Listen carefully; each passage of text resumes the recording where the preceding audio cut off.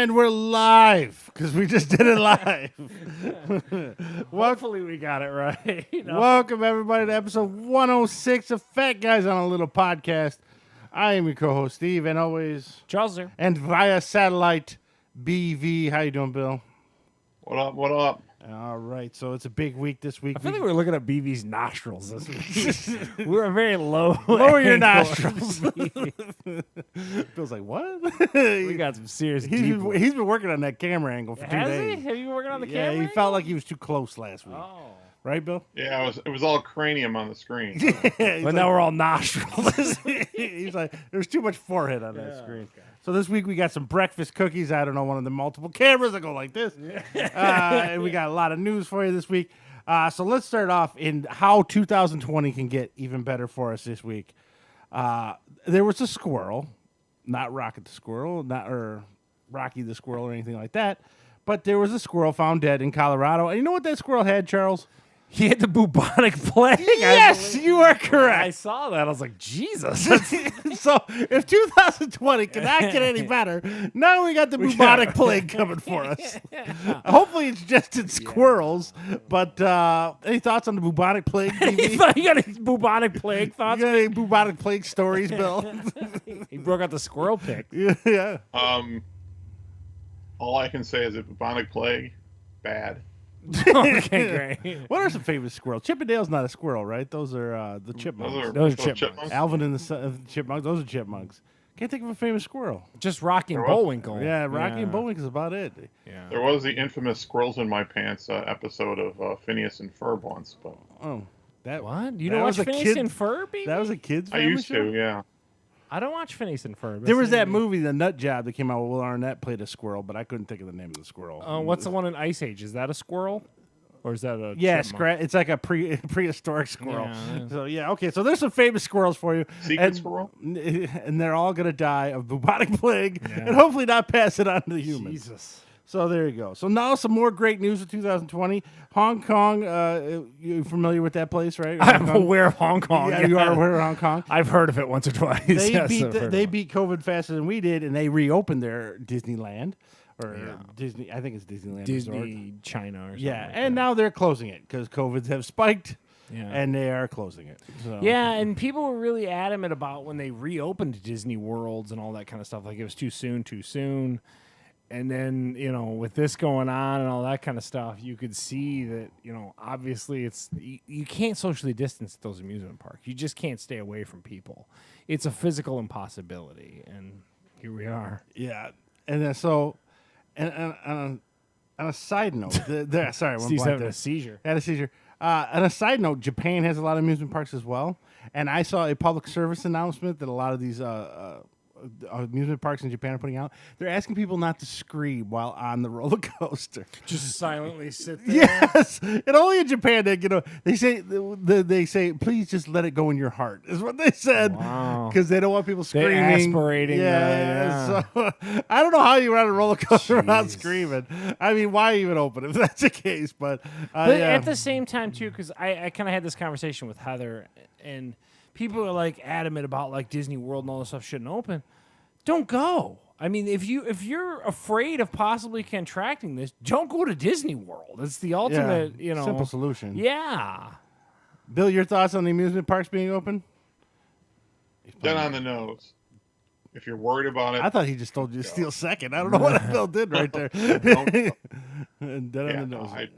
I wouldn't. I mean, I don't care whether they're open or not, but I wouldn't go. Yeah, and that's how I'm choosing to look at most. You can open up everything right now.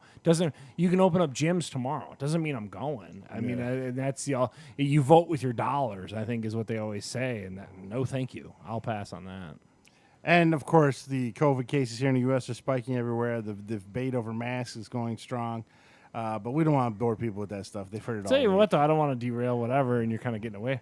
We're staring down the barrel of the end of this month is going to get super sketchy. Yeah, I mean, I don't know what's going to happen. I think they're prepping us for more lockdowns coming. I really do. Yeah, but if you don't extend that 600, oh yeah, oh my God, it's going to be Armageddon. Rack that 12, son, because it's going to get crazy. It's going to get nutty. I have a funny story. I went to Best Buy I don't know if you guys have been in a Best Buy. I'm buying a keyboard needed for work, and I'm standing in line. Got my Did mask Randy on. reimburse you for the keyboard? No, he didn't actually. No, I'm thinking about it. Jeez. I'm gonna have to ask him about that one. So, anyways, I'm standing in line, and Best Buy is very, very on. I told you before, they're very on it. Now they have like a tent-like table set up with free. Is this on the hill? Is this in I was in the one in West Side. Okay. And with free masks and free hand sanitizer as soon as you walk in. They're So just if you- willing to give you a mask. They will like, give you a mask. They got boxes of them in plastic sealed bags. They hand you. Take a So- mask, please. So I'm standing in line waiting. There's a couple people ahead of me. And this old couple come in. They're probably in their 70s. Neither one of them wearing a mask. Nope. About 5'5", solid white hair. And they stand 3 foot behind me. And the old man starts coughing. So I step up before it. I didn't say nothing to him. Listen, whatever. You I'm wanna not into die? the confrontation I'm only of wearing it. this mask anyways because of you old folks. Yeah. Whatever. I don't care. So as we're waiting, because it's taking forever because some lady was fighting over a return, and there's only one register open. Yeah, they pared it way down with that. Yeah. So the old man starts walking through the aisles, and a worker comes up to him. I don't know what he said to him because he was too far away. Oh, you saw a confrontation. So then the old man, you could visibly see in his body language, he was not happy. He came walking back to his wife. The worker followed him back to right behind me. And the worker goes, listen, sir, ma'am, it's a store policy now. You had to have a face mask on just to check out. I'll give you a free one. Just put it on to check out for 30 seconds, and then you can take it off and leave the store. Everything's fine. And then What'd he finally, say? the old man got mad, and he goes, I have a medical condition. And then to the Best Buy store guy's credit, he's like, well, sir, why didn't you just tell me that back in the aisle? I would have left you alone. He goes, because you were rude. And his wife's like, I'll wear a mask. He has asthma, which had to be Bullshit. a total Yeah. lie. So she puts the mask on, the guy walks away. And now, mind you, this guy's 5'5" and 70. man. He looks at his wife and goes, he lucky he walked away. I would have knocked him out. At this point, I just start cracking up. I was like, are you I'm trying to give serious? this old man the benefit of the doubt, but dude, No. now you're picking fights at a Best Buy. Yeah, and then he goes, after that, he's like, well, we're going to Walmart next, too. I was like, oh, the joy. Walmart gets you man. two joyous people. So I almost saw a mask rumble, but I didn't get to see it fully. I'll tell you, so I'm still on the hunt for fractional weights. I can't find fractional weights. So I went online, and they said they had fractional weights at the Crazy Chaos Walmart on Telegraph and Taylor there. So I was like, okay, let me stop by there. Steve, that place is insane it is still. nuts. Like, oh, my God. I didn't have the crazy confrontation of that, but, like, there's two people waiting at the doors. You can only go in one side. They corral you through one section. There's just people everywhere. People out front smoking with their masks off and stuff. You're just like, this the Wild is just West. crazy. Even man. pre-COVID, that Walmart is the Wild West. It's So- like, this is nuts, man. Like, get me. I ran back to the weights. Of course, they didn't have shit. I walked out of there so annoyed. I'm like, get me out of here. I probably just got COVID-19. Looking for Those these old weights. lines, those online stock notices never work right. I know, and I keep following them because I just need some goddamn 2.5s, 5s, and 10s. But pre-COVID, I was after a Thanos figure. That it was right when the Thanos, and he was really cool looking. Marvel Legends. So you're put him into out. it. You're like, oh, man, So, I'll yeah. pick this up. So I Yeah. did the same thing. I was going to all the Walmart brick. They were saying it's at this one. I ended up at the Canton Walmart. Nothing. I was like, Nothing, those things are We never right. And then part of me is like, if I don't go, I'm like, they might have it today. They might have it.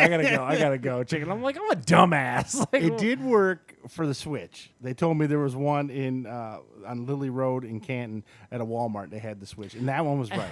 But out of the 4 items I looked for, that was the only one. I think that I gotta get better. I think I gotta. If I can't cite to store it where they set it aside for me, I gotta not go. And, you know, like, don't just go by like.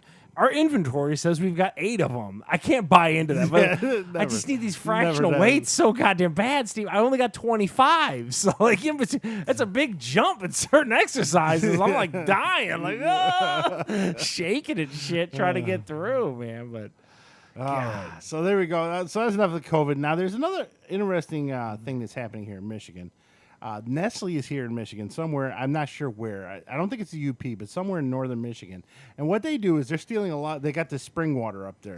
yeah, that's a big thing. Is like they and it's been going on repurpose- for yeah, years. Yeah. And they somehow they only have to pay the state of Michigan like $200 a year. Someone's palms got greased to pump all this water out, bottle it, and sell it. So they're making millions. It's like that Pure Life water or something. Yeah, like that, yeah. I It's think. one of the Nestle. I don't. Ice Mountain. called Or I don't Pure know which Life, one it yeah. is.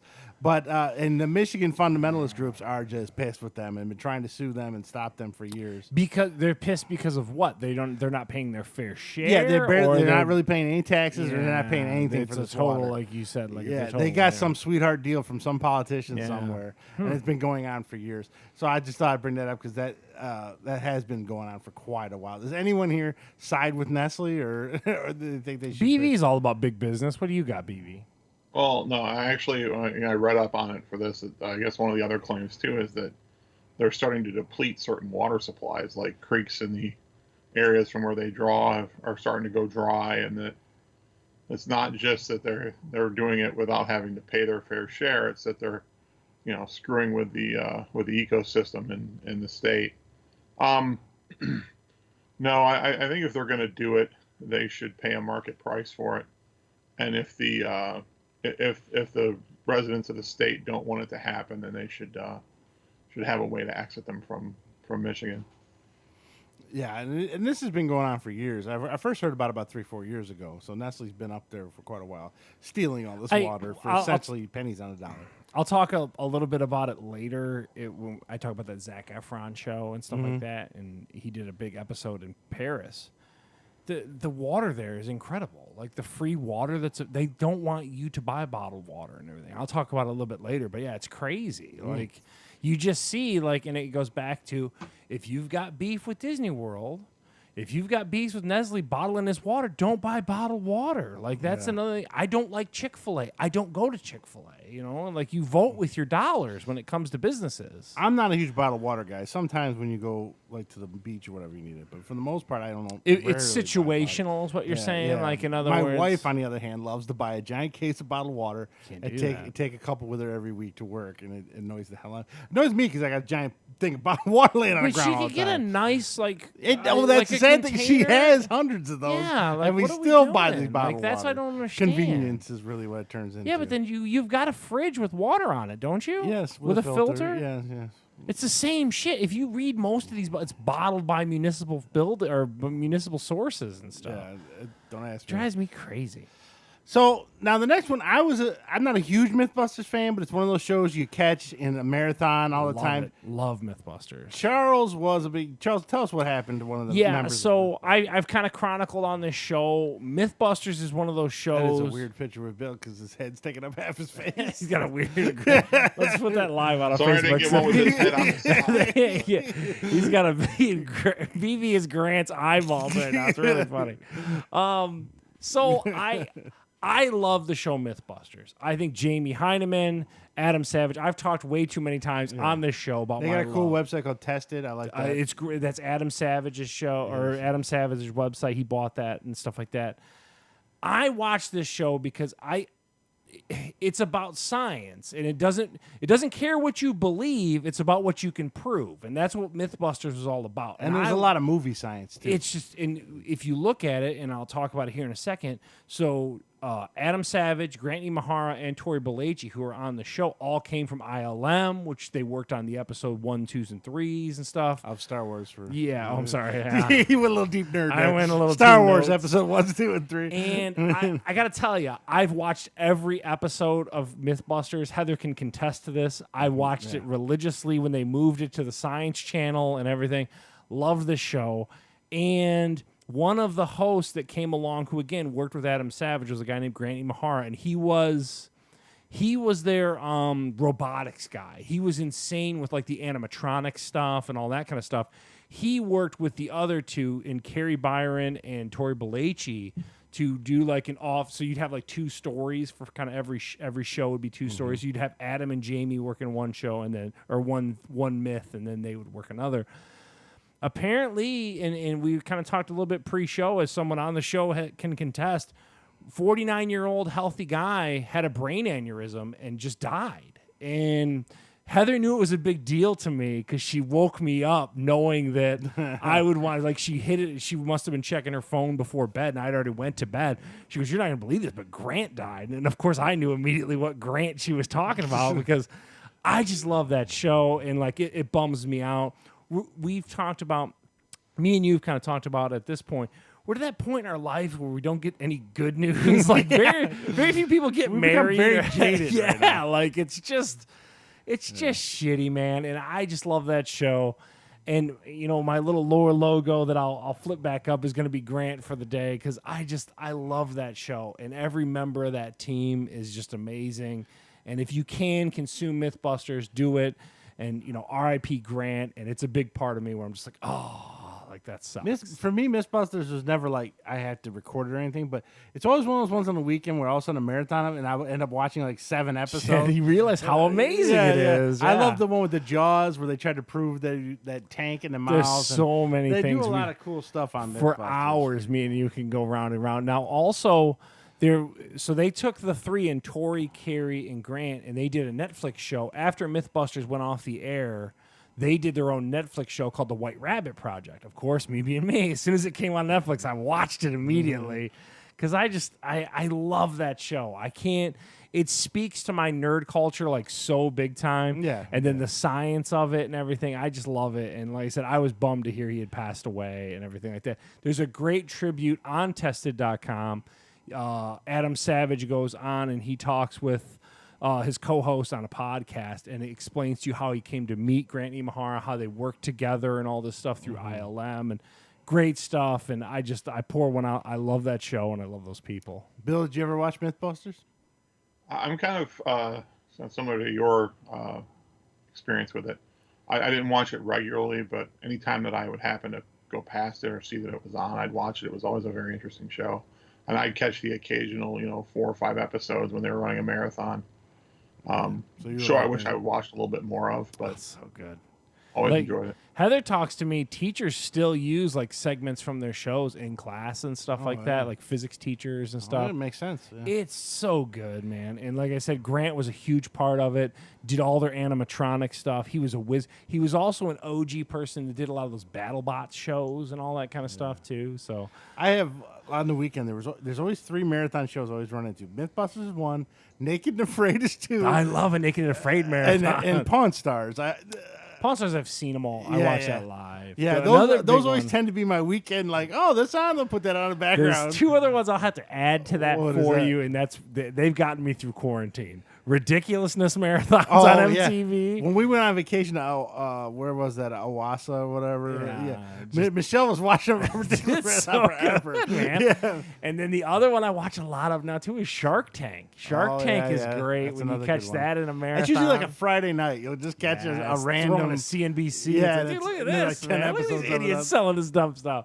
But yeah, And then I how just they buy some of the products a year later. I can't say enough good things. And like I said, like that show to me, I don't want to come off too big a deal about, but like it's one of the reasons why I'm an atheist. I think it's because science proves a lot of stuff, and I buy into that. Like if I can't see it in my face, I don't buy into it. And I think that's one of the bigger things. You can't logically explain it. Then it's I'm not. I don't believe. I'm not a belief person. I'm a show me what you got, and if you can do it, oh shit, that really can do that. Yeah. One of the most amazing things on MythBusters is when they shot a hot water tank out of the roof of that house. Oh my god! If you want to see an amazing segment of MythBusters, that's a That was fascinating. awesome. I saw that. When they plug up that pressure relief out, that fucker shoots, dude.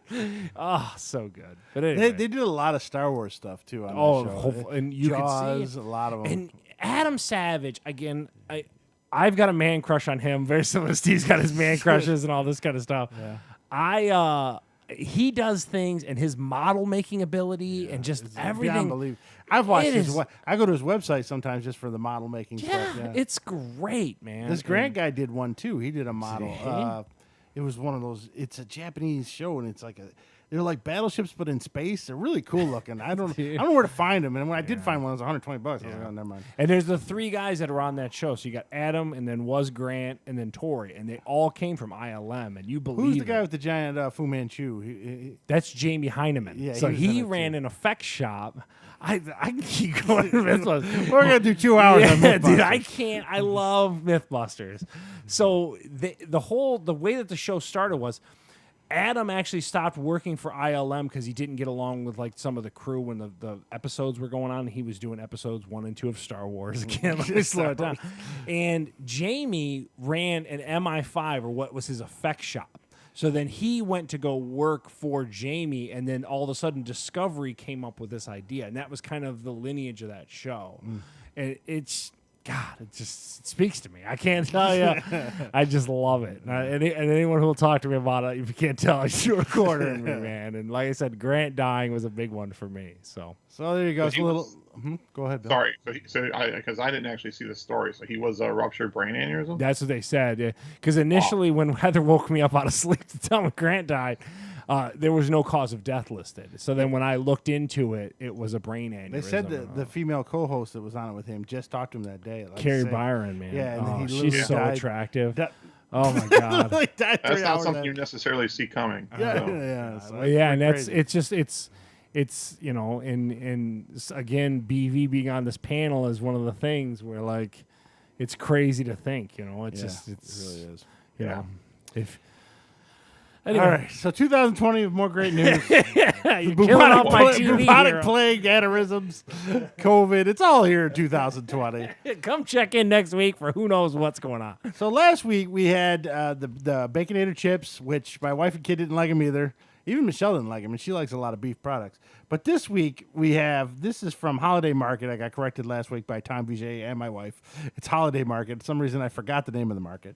But you can get these on Amazon. Bill forgot to order them. But this is from Aaron's Bakery. These are the original breakfast cookies. So I'm going to give the caramel apple. Do you like caramel and apples? I don't give a Yeah, I like peanut butter. So, and the point of these are, and you've probably seen these in health food stores, but these aren't healthy whatsoever. Are they a meal replacement? Is that what you're supposed to eat this instead of breakfast. Is what, essentially. So in other words, on the way out the door, I'm supposed to grab this up. And these were only $1.25 when I bought them, so they're not expensive. They're $1? $1.25 is all they were. What it looks like to me before I initially, I'm a big Cliff Bar guy. I eat a lot of Cliff Bars. It looks a lot like a Cliff Bar. There's a lot of sodium in this.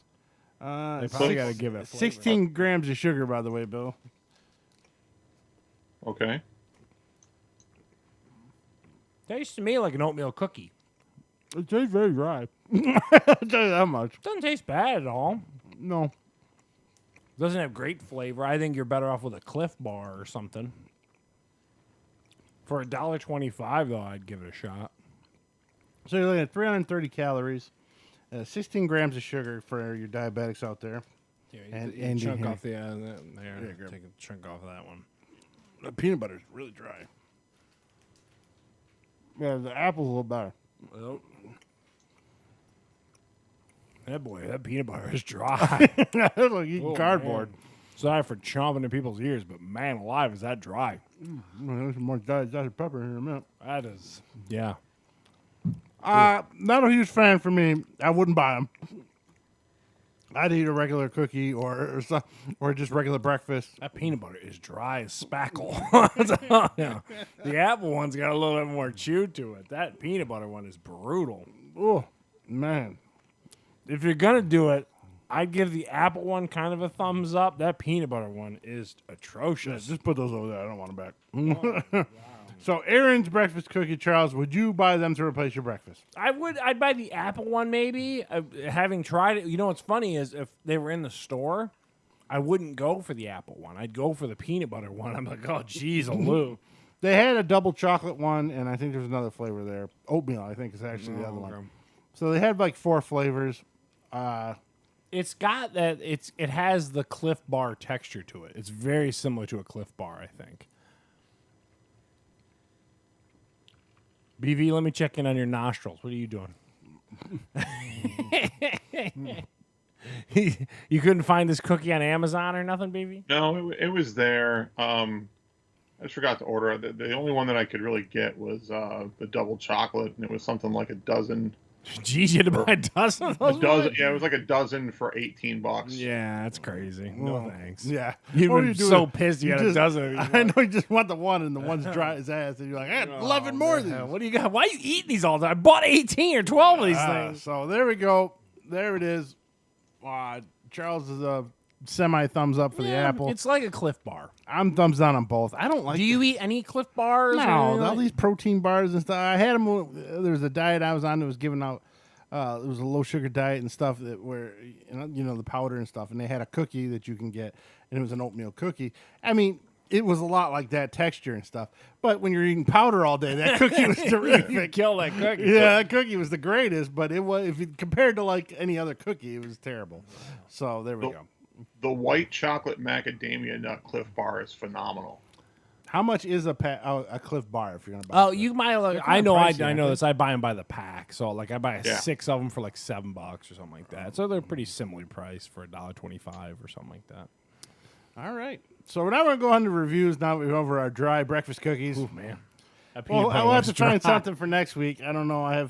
There's something fast food that was supposed to come out new. Oh, we still didn't have our shakaroni pizza, so maybe maybe I'll bring a shakaroni pizza. He's just gonna bring a straight up pizza. We gotta make something better. We gotta test it out just for Shaq, and a portion of it goes to charity. I think we need to try some different hot sauces or something. Yeah, different pizzas. We can try the hot sauces too. Dude, we're not gonna have a pizza party. Bill's gonna get a shakaroni pizza. We're all gonna eat pizza. Oh no, we'll find something during the week. All right. So now Charles, I've always, and Bill, on this podcast, I've given a lot of Netflix movies a 6. You've slammed a lot of Netflix movies. And 6 is a high ranking for it. You think it's like whatever the studio's got left over, they kick it over to the old Netflix. So the 2 movies I thought were decent on Netflix. It looked like it was made for Netflix, but was still pretty good. I liked Bright with Will Smith. I thought Bright was good. People weren't really too keen on it. I give that probably a 7 or something at the time. I could be wrong. Don't hold me to that. But it was better than the standard Netflix 6. Yeah. And the other one I liked, My Name is Dolomite, probably hands down the best. Yeah, it's a great movie. That's probably the best movie on Netflix. I also like Bird Box. I love Bird Box. Is pretty good. Yeah, I never did see that. I never did watch it. That's not bad. I liked The Irishman, but it was just too long. All right, let's be honest. It was cashing in a lot of their celebrity that they got for and stuff. Those are probably the cream of the crop. Now, people would argue Roma because it won awards, but I hated that movie. It was slow. It was terrible. So now I got my other top 5 movie, and it's The Old Guard. I thought this was a decent movie. This is Charlize Theron. Really the only name in it. Nobody else you're going to recognize. Is she like a chick assassin thing? Is she like, so, it looked like a very basic by the numbers kind of thing. Yeah, well, she's immortal. So there's a group of 5 immortal people. 4 of them are already established. So, and she's really old, like 3,000 years old. And the other ones, she's an elf, is what you're telling me. Yeah, essentially, yeah. And eventually she meets up with other immortals as throughout the years. And what they do is they're kind of behind the scenes. I don't know what's happening to Bill right there. So they're behind the scenes and they help overthrow evil governments and do things to help people. So it's kind of a clever. So like one of the opening scenes, the 4 of them are down there. And they get mowed down by machine guns. They all fall down. And then as they're laying there, they start twitching and everything heals up and they get back up and then start killing everybody. We're like, whoa. So it's like Wolverine kind of a little bit. And so it's kind of cool. And then when did this, I don't want to interrupt you real quick, but when did this movie drop? Friday or something like that? This past Friday it came out. And then eventually when a new immortal comes along, when they're sleeping, they sense it. And that's where the new character comes in. It's a black girl that's in the U.S. military. She's a Marine. She actually is in Afghanistan, gets her throat slit. And as she's laying there dead, all of a sudden it heals up and she pops back up, and everyone else in her platoon was like, "Whoa!" So it's pretty violent. It's got the action, and then eventually they don't know why because they don't know their full powers. Their immortality wears off. So eventually you'll get shot and it won't heal, and you'll eventually die. So that comes into play. So there's no rhyme to the reason of when you finally meet your maker. Yeah. So. And it was really good. And are they defending the universe from something specific, or no? It's not universe. It's just mankind. There's no aliens or anything in it. So it's almost like they're kind of like on Earth angels to help point mankind in the right direction. Like they show at one point, there's a guy who's tracking them, and it tracked like Charlize Theron, who's the main one. All her deeds throughout the centuries, and all of them have led to future mankind things and helpful things, and like in the World War II, she helped with the Holocaust behind the scenes, stuff like that. So, but everything she does, everything they do, they try to stay off camera and stay behind the scenes. They don't want to be known. So they want to be Men in Black. And it's getting harder for them to do that because of technology and stuff now. And they show a scene where some girls on vacation take a picture, and they're in the background. So do they got to like wipe the scene when they're done, kind of thing? Is that what? No, they just make sure that they're not recorded and there's no video evidence of them. Is really what they do. So. I liked it a lot. I thought, wow, Netflix finally hit me. I mean, I'd give this one an 8. You know, it's solid because I thought I was in for another chick spy movie. You know, that's what I thought it was. Yeah, you know, Angelina I don't think I knew Jolie. the premise. Yeah, so the premise is really cool. They leave it up for a cliffhanger for a sequel. It's about an hour and 40 minutes. It's not too long.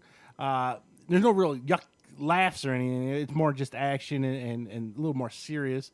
So I didn't recognize anybody in it besides Charlize Theron, but it's still a solid movie. So I give it an 8. They surprised. Netflix does surprise me every once in a while. I'm shocked at how I misread that movie completely. Yeah. Well, you see, because you see it. If you watch, there's an extended trailer they show where they all get shot and then they get back up. Okay. So once I saw that, I was like, okay. I this thought is it was like a spot, like she was a Jason Bourne. Yeah, type thing. another generic. Yeah. And if it would have been that, it would have got a Netflix 6, and I would have walked away. So because that was kind of like the Chris Hemsworth movie. What was the Chris Hemsworth movie? Extraction. Yeah, it was very basic, and I'm like, well, okay, like what is this? Sounds at least a little different. Yeah, this is more unique, and it's based on a comic book, I guess, of some independent comic book. So I liked it. I did, and I was quite surprised because when I go into Netflix, I got low expectations. Yeah, I have to check it out for sure. Yeah, so there's that one for Netflix this past week. 8 out of 10. The Old Guard, if I didn't say the name. Now, next this week was a big video game release. That's when I told you a month ago. This is the last hurrah for the PlayStation 4. Yeah, pretty much. This is Ghost of Tsushima. Basically, this beautiful game. Beautiful game. It's on PS4. I played it on the PS4 Pro. The same people that made Sucker Punch. So they're the ones that made the one with the lightning coming out of the guy's hands. Yeah, Infamous. Yes, Infamous. Infamous. And you could, there's some Infamous trappings, how it's open world and stuff like that too. Beautiful game. The best way to describe it is Assassin's Creed with a samurai skin. Yeah. Yeah, but there's no future. And the reviews slammed it, saying that basically it's got the same Assassin's Creed initial theory where like you do like 4 things over and over and over again.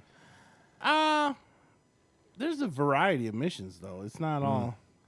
I mean, it's one mission you got to trail somebody. Another mission you gotta find a fire. Not to mention, but I don't know. I liked it, but it's got really good cinematics and it moves the story. It along. looks beautiful, and it's a beautiful game. The bow and arrow working, the sword fighting's cool too because it's all stance based, right? Yeah, it's more samurai based where you counter, kill, and you know it's like 2 hits you kill somebody. You don't have to sit there and whack on the dude like a tree for an hour. You know? Except of course some bosses come up and they're a lot harder. And you slowly build your armor and different armors throughout the thing. And it's basically it takes place. The Mongols have invaded Japan or your island, and you're defending the island. And you're part. Where'd you pick it up at Best Buy or something? Yeah, I got it on Best Buy online. Had it shipped to the house.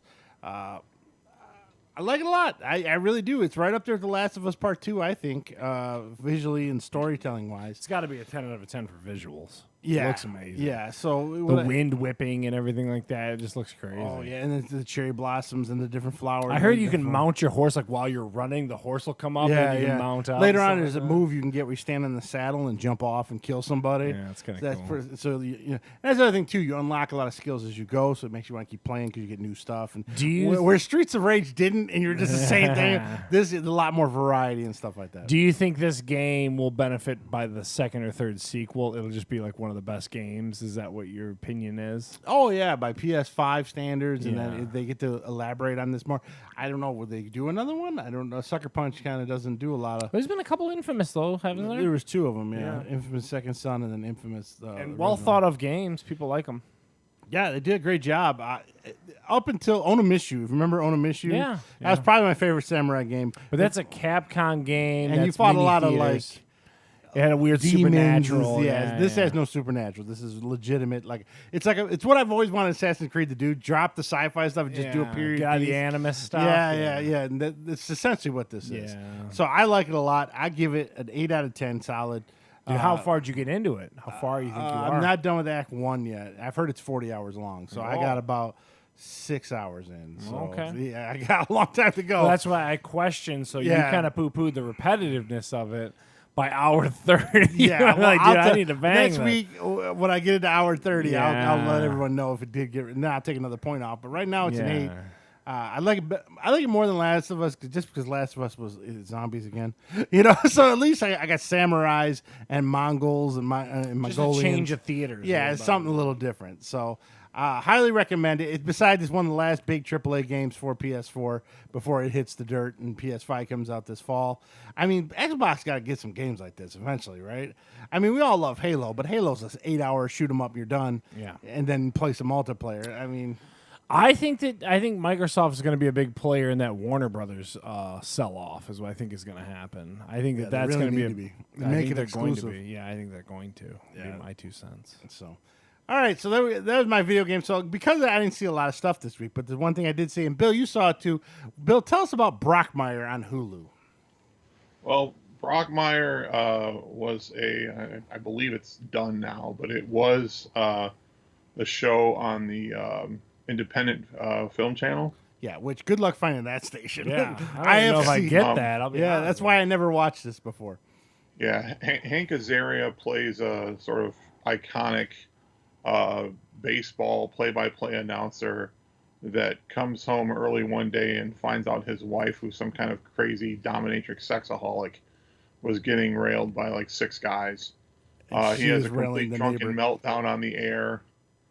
And then later at the press conference on the air, and goes into obscurity for 10 years to like Southeast Asia and some drunken stupor, basically trying to drink himself to death. Amanda Peet plays. I know her. Yeah. Okay.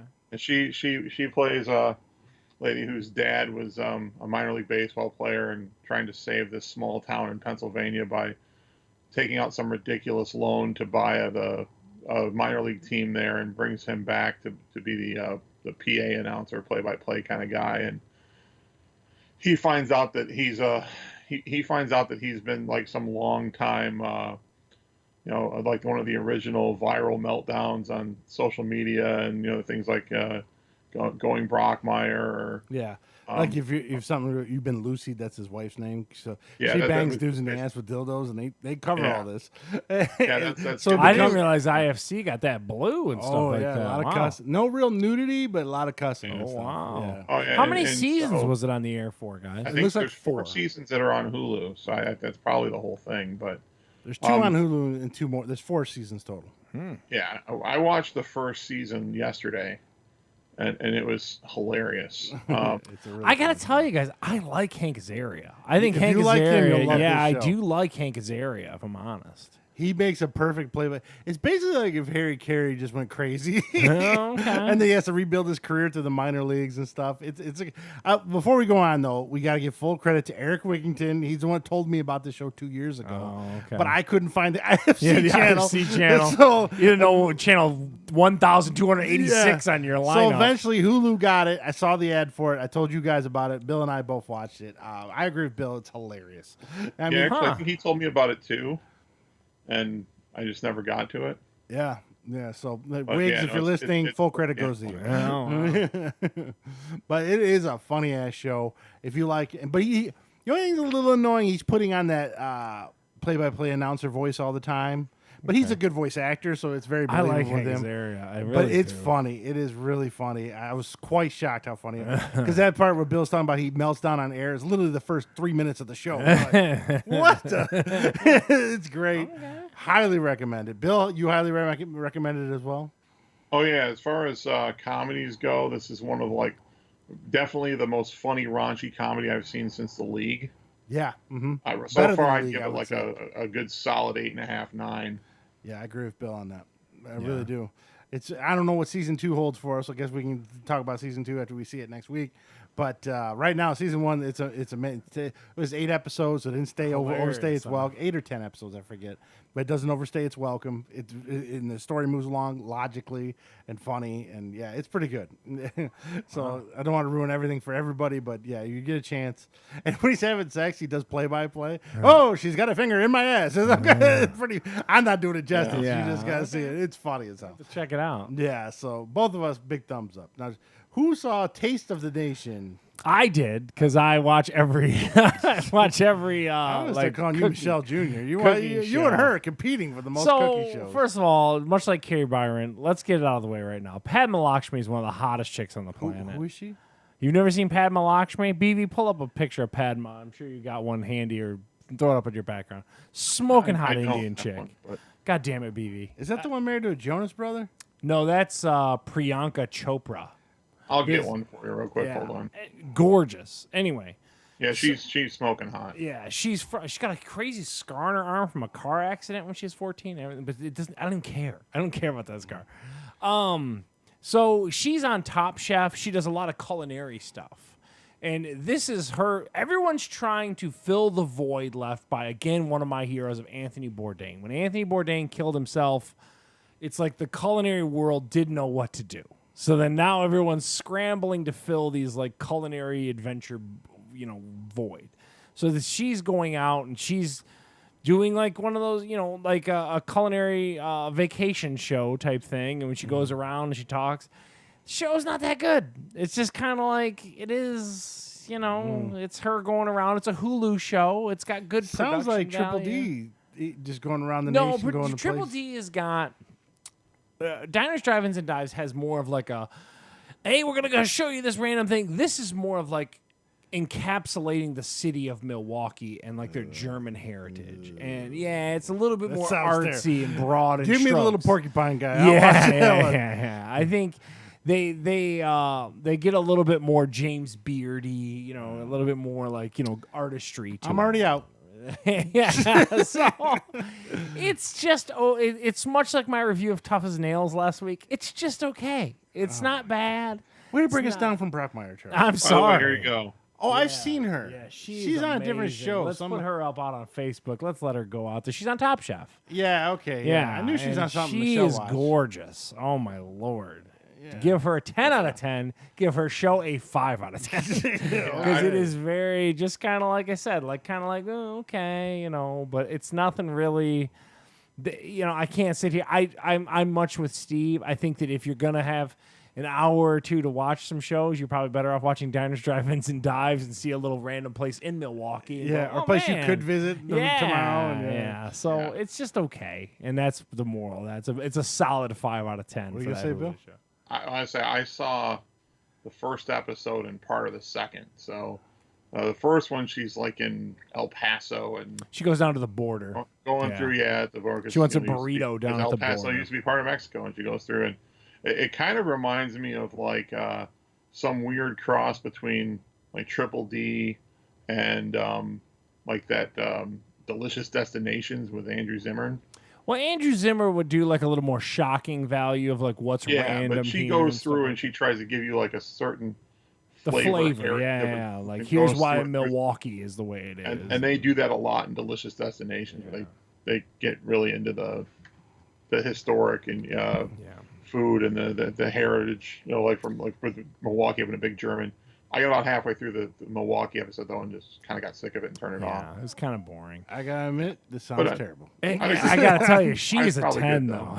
She's a pretty woman. She is smoking hot to me. I don't know what it is. She checks all the boxes, but her show gives me a 5 out of 10. It gives you a not hot enough to justify just watching the show for any length of time. But big thumbs up for Padma Laksmi. Now, when they announced Apple TV, this was one of the ones that I've forgotten about, but now that you've watched it, I was kind of excited to watch this, but then when I saw the commercial and then it said Apple TV at the end, I was like, I guess I'll never watch this.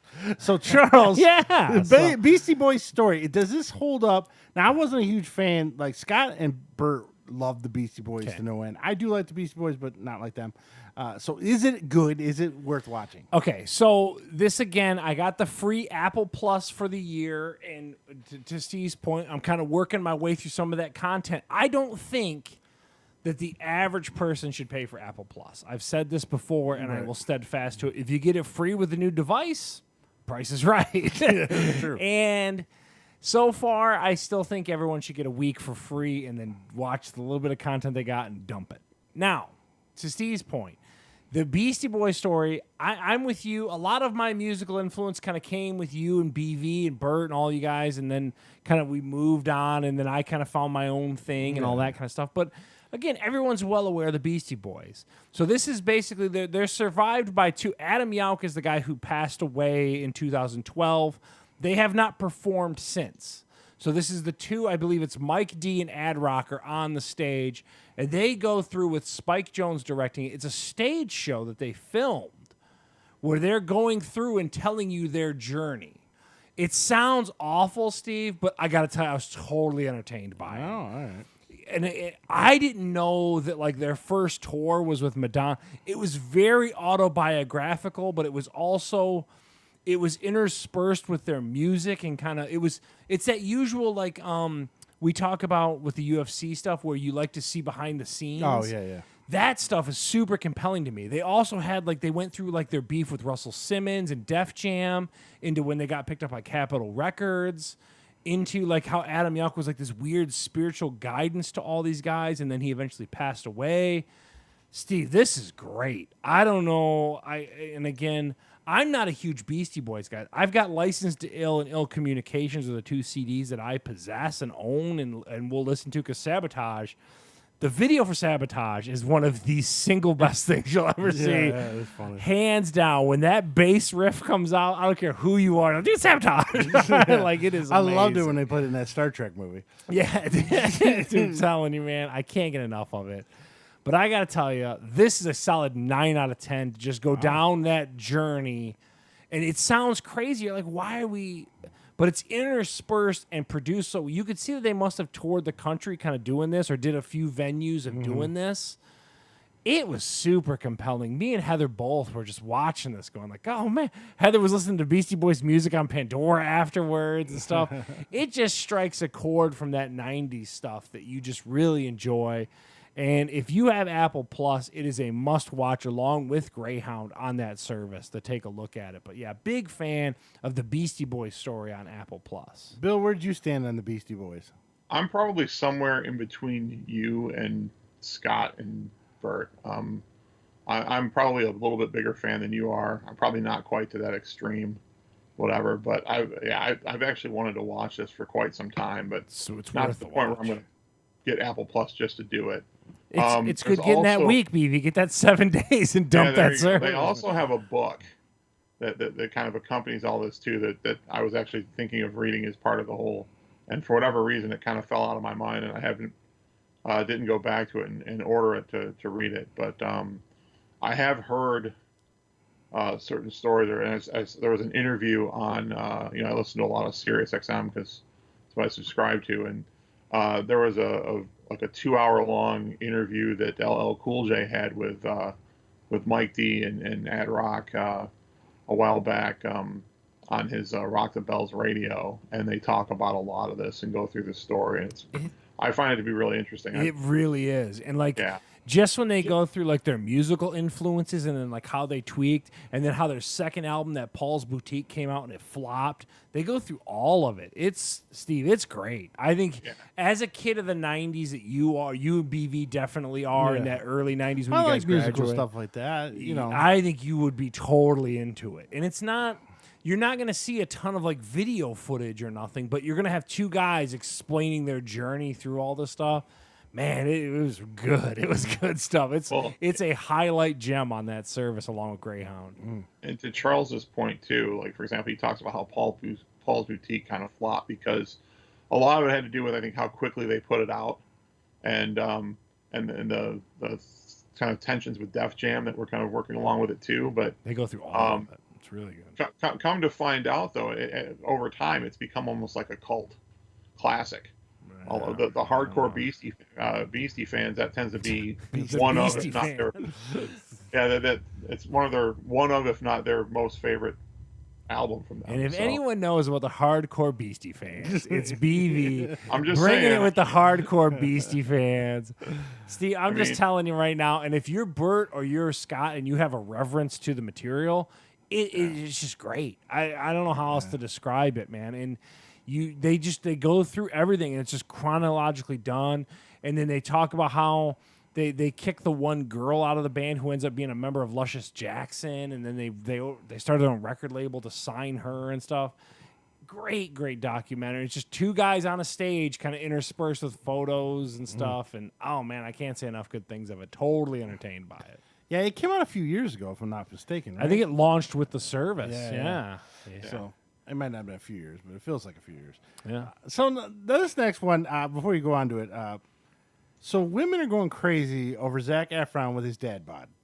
So if Zac Efron with a beard and only gaining 10 pounds is a dad bod, we are all screwed. Dude, that's a dad bod. I am morbidly obese. Yes, like, put me in the ground tomorrow. I saw an article the other day. Zac Efron's so hot with dad bod. I clicked the pictures like, that's a dad bod? He's extremely still cut. He's not Baywatch cut, but he's extremely cut. Apparently he's a dad bod. And he's walking around with like that weird beanie thing on the back of his head and his beard. He is so like manicured and everything. And they're like, yeah, he's really roughing it up. Like, really? So, Charles, tell us about Zac Efron Down to Earth on Netflix. Well, and again, we talk about checking boxes. You know, and I know that anything that's got like ecotourism's got me written all over it. So I thought his show was supposed to come out on Quibi. I thought there was a Quibi show with Zac Efron. Who's watching Quibi? I mean, don't know. can we abandon that series already? It's Kevin Hart. It's like 30-second TikTok videos. That gives you like 5-minute videos over. There's people doing like shows, and like chunks. Yeah, for the ADD generation who can't sit through a half-hour show. Yeah. So, okay, so this is an ecotourism show with Zac Efron. He goes around. It's about an hour-long show. He goes through a different region of the country. He's got this one guy named Darren who travels with him, who apparently is like his superfoods guru that kind of teaches him how to be vegan and all this kind of stuff. Mm-hmm. And he's gotten endeared to him over the years. And he goes around to like the first episode was in Reykjavik, where he goes and learns about how they geothermally heat their houses and all this kind of stuff. The problem is with it is much like the Padma show. Like, if you're into this kind of stuff, Zac Efron's not a very good host. Like, I mean, granted, I want to bang him, but that's a whole other conversation. Yeah, well, who doesn't? I mean, just want to lick his beard. I'm talking about to it from, like, I find, you would watch a Diners, Drive-Ins, and Dives to see a random dive bar that you don't know much about, and that Guy Fieri's going to. You're like, dude, I'd eat that. Like, what are we talking about? Zac Efron is kind of going through these eco things, and you're just like, yeah, okay. Like, it's very much, it's that same thing I'm gonna hit with the Padma thing. It's okay. I mean, I'm the king of it's okay in the past 2 episodes of the show. You really sounded. It's just there's nothing that great. I can't recommend it. If you want to masturbate to Zac Efron, watch it. But other than that, and his giant dad bod. Yeah, his dad bod again. Like, I can't believe they said that. He probably was $180. Yeah. He's a dad bod. He's a fat mess. What's that, BB? Well, I would say as an environmentalist, is he legit? I mean, does he show any credibility? No, he's of that generation where, like, there's a lot of like that younger generation that are into like, let's take care of the planet, which I'm all for. But like, you're not learning anything from Zac Efron. But the point was, and I talked about it a little earlier, they did an episode on water, and they go to in that episode. I didn't know that France, and I guess maybe I did learn a little something from Zac Efron's Eco Tours, but Dad bod taught you. Dad bod taught me a little bit. They're insane with their water quality in Paris. Like, they like all the drinking fountains and stuff have like sparkling water coming to them that's been like treated and all this kind of stuff. Nice. Yeah, that's what I said. I go, you can just get like carbonated water on the street in Paris. Like, how crazy is that, right? I don't know. I'm gonna hit this with a hard 5. Like, watch it if it's there. If it's not, because it's not bad, but it's not something I'm like, dude, you know what you need to go home and watch? The Beastie Boy Story. Don't go home and watch this. Forget this. Yeah, if it's on, you check it out. But like, for the most part, it's just like, yeah, okay. So there's our reviews. The Old Guard, Steve highly recommends it. Thinks it's a good show. Ghost of Tsushima. I always screw that up. Great game, beautiful game, a lot like Assassin's Creed if you like that. Brockmire, both recommended by Steve and Bill and Eric Wigington, who originally told us about it.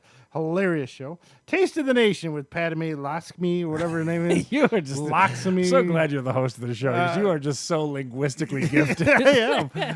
It's a turd. She's hot. Show's boring. Yeah. Beastie Boy Story, very entertaining to Charles and Heather, so I will have to catch that eventually on Apple Plus. And Zac Efron, Down to Earth, has a dad bod, but the show was terrible. So there you go. Now, this week I didn't watch any new animation, but I have animation news is what I have this week. Yeah, this is big news. I saw this. Yes, this is big news. So as on this podcast, we did talk about the last additional season of Clone Wars where they wrapped all the storyline up. Bill actually found the Bad Batch picture. I'm quite impressed there. Bad Batch was the first 3 episodes of the Clone Wars last season. And essentially, in the Clone Wars movies, they pumped out clones, thousands and thousands of clones. Well, 5 of them were kind of screwed up. They were like the bad cookies that got flipped over. They were burnt. Okay, they didn't cook right. Yeah. But because of their mess up in their genetic code, each one of them got a little bit of extra power. Like one guy has super good eyesight, another guy has good hearing, another guy got way more strength than he was supposed to get. So they all have quirky things about them, which makes them unique, and they're used as a separate mercenary group from the Clone Wars. So now they've decided with Disney Plus, which, by the way, I was talking about that this week with my wife, been really dry on content. After Hamilton, it's like, well, I mean, we got the Muppets at the end of the month, so we do have that. But boy, Disney Plus really stretching out that. I keep waiting for more Jeff Goldblum. You talking about a 9 out of 10, Jeff Goldblum. And then, the Falcon and the Winter Soldier got postponed from August. That's not going to be going until. I don't care about that. Yeah, but a lot of people do. I know. But this one's coming next year, so it's not. Don't get hyped. The only thing that makes me kind of want to see it, and it takes place after Revenge of the Sith, which was the 3rd prequel, and during A New Hope and Empire Strikes. But so by taking place then, you can because that's where Mandalorian is also, right? Yeah, that seems to be where they're doing their current kind of. That's where they're. I think they're trying to give credibility to both to the first. So by doing this, they can have guest appearances by the Mandalorian, Boba Fett, Darth Vader, stuff like that. We're in that same time. Yeah. So that's my preview this week for the animation. So you can take a look at that. There's no trailers or anything, just a couple of news briefs about it. Dave Filoni's going to produce, and they're going to put that out next year. Oh, not Dave Filoni. Dave Filoni in 2021. All right. So we have no reviews, but I do have my new Superman hat here that I got from superherostuff.com. And I want to tell everyone out there, this is a fitted hat, $40. Hats aren't cheap anymore. Shit. But I did get free shipping at least. It looks like the symbol's a little high. Yeah, it does feel a little high. It's a little high. Feel down like a 1/4 of an inch. Yeah. But it is fitted. I do like fitted hats. You love a fitted hat. Does it massage your head for $40? No. What do you think baseball hats are now? They're about that price, though. Did you guys? I don't want to $35 to $40. derail you, but did you see that the Buffalo Bills are losing the new era on the stadium and all that kind of stuff? No. So apparently, hats are taking a huge hit because malls are closed across the country. Yeah. Well, lids aren't open. Right? Yeah, Get them lids open. Apparently, that is forcing New Era to pull their name off the Buffalo Bills stadium. This hat is a new era hat, actually. Yeah. But I will say, superhero hype. 3 weeks to get this hat. Jesus. They aren't exactly the fastest guy. Now, what size fitted hat is Steve's Mellon at this point? This one's a little big. I'm usually a 7 3/4, but I just got an 8 in case I get a fro. Yeah. But this one's loose. But that quarantine fro in there. Yeah, I could get a 7 3/4, but that's you 7 3/4 or 8, depending on. My only tweak is, like I said, the logo's up a little high for me. It feels a little high when I looked in the mirror. I was like a little bummed about that. But it's hard to find a fitted Superman hat, so I'm not going to bitch too much. And on the back, I wish the back just had the DC logo instead. It says Superman. Yeah, it's okay. I would have been cool with just the DC. What's it on logo. the side? It's got a New Era logo on the side. Yeah. Yeah, it's New Era. Yeah. So I like a good hat. I got a Falcons hat, a Notre Dame, and a Superman, so I'm all set. I don't know. Charles wears a hat. Bill, you're not much on a hat anymore? I wear them from time to time, but I don't buy a lot of them. And when I do, I buy them discounted. I'm not spending $30 a hat anymore. I love hats. I do. I wear hats constantly. I think we get that from our grandfather. Can't get enough of it. I love hats. Papaw. Scott loves Papaw stories.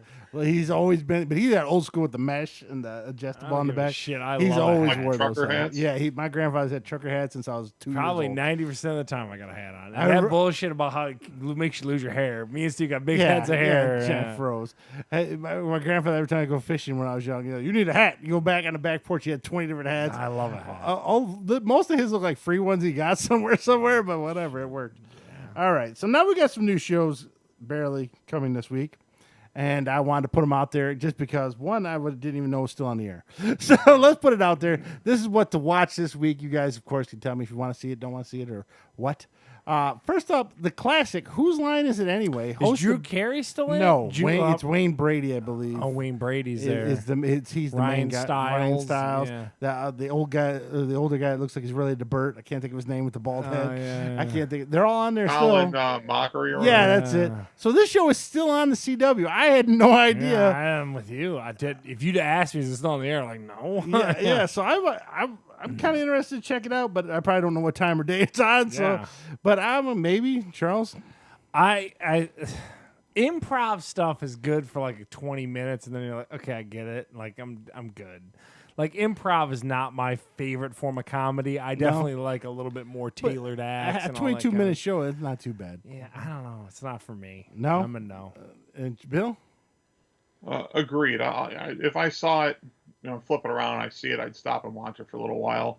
Is Aisha Tyler still the host of this now, or I couldn't tell you. Probably. He's saying Wayne Brady is what you're saying. Well, no. Well, the last version of the show that I saw after Drew Carey left was Aisha Tyler was the host. I mean, Wayne Brady was still involved. He was still part of the cast pretty much every day, or every show. But yeah, I wouldn't seek it out. But if I happen to see it, I'll stop and watch it for a bit. All right. So this next one I thought was just so weird. Celebrity Call Center. So they got like Nick Cannon and random other celebrities where people can call in and ask advice from celebrities. And they made a show of this on E! Yeah, no. This sounds terrible. Charles, any idea if you wanted to watch this?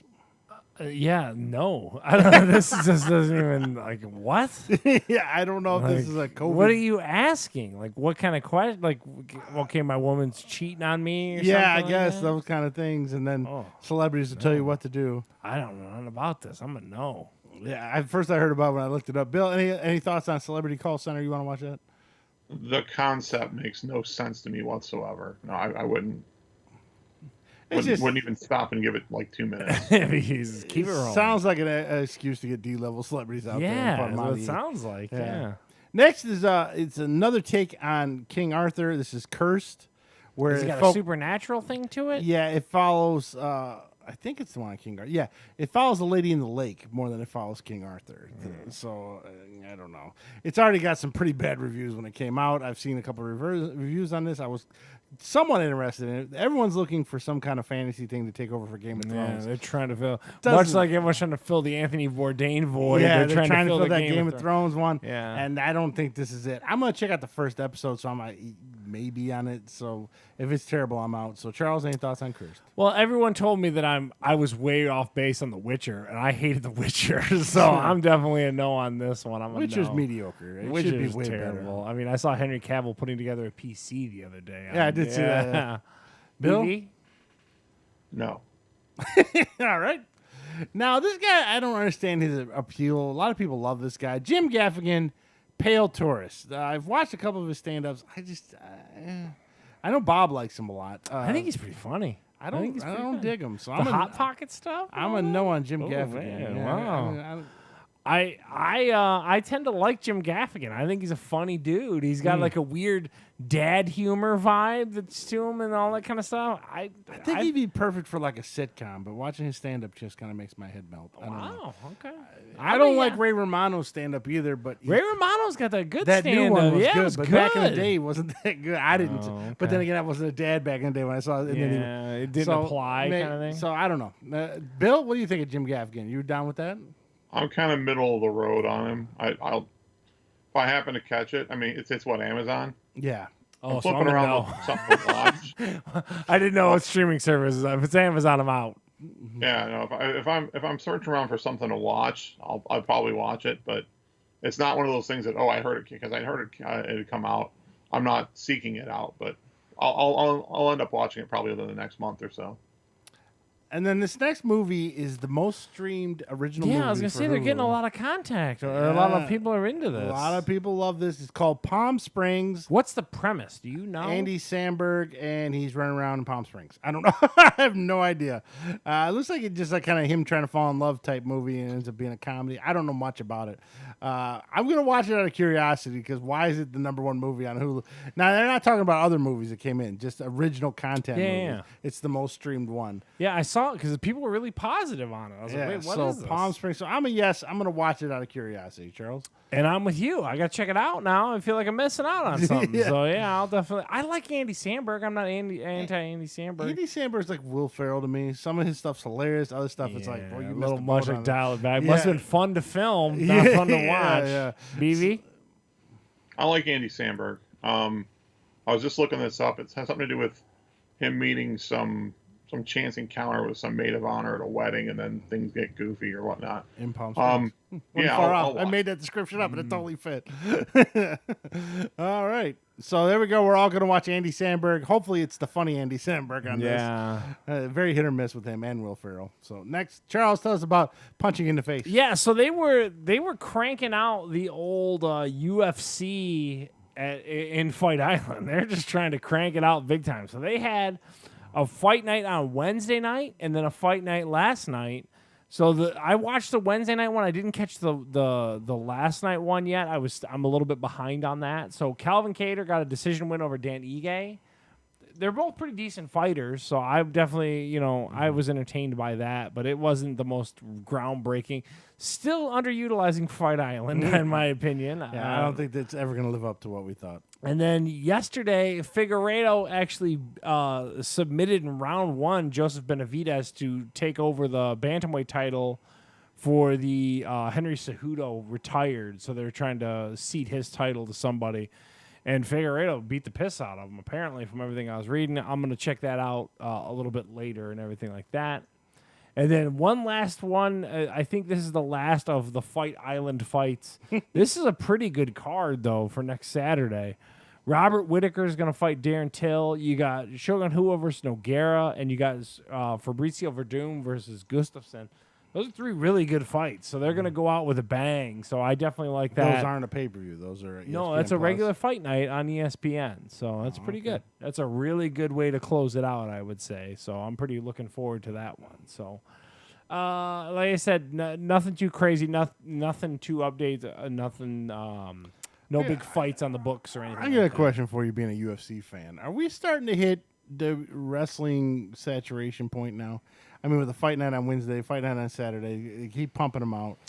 Yeah, I think that there's definitely a conversation to be had in that arena, but they just, I think that they landed with a dud on that UFC that we all watched. I think that, and they'll say that the rules are the rules and all this kind of stuff. That was a lame fight. I'm sorry, the Kimura Usman. Jorge Masvidal fight. Me, you, and BV were like, check it out. It's a pretty good card. And then we watched it. We're like, dude, this is not good. So they need someone to kind of punch it up a little bit. And I don't, without the crowds and everything, I think that there's definitely a conversation to be had about it.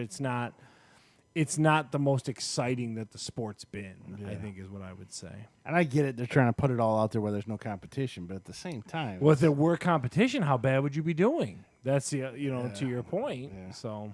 Well, putting it out there, though, too, I think UFC's been around long enough and it's been in mainstream long enough now that it's starting to become to me a lot like boxing is.